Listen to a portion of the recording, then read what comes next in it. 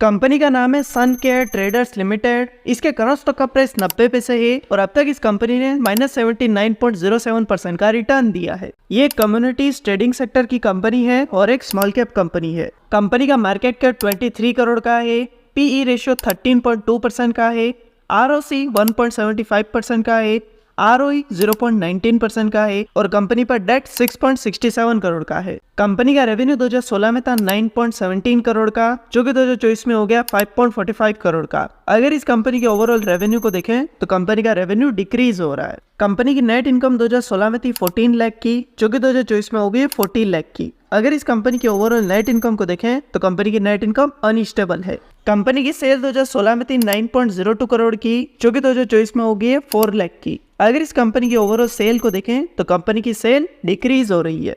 Company की compounded cell growth -94% की है और कंपनी की कंपाउंडेड प्रॉफिट ग्रोथ 109% की है। कंपनी के टोटल एसेट्स 2016 में थे 41.28 करोड़ की, जो कि 2024 में हो गया 46.08 करोड़ की। अगर इस कंपनी के टोटल एसेट्स को देखें तो कंपनी के एसेट्स इंक्रीज हो रहे हैं।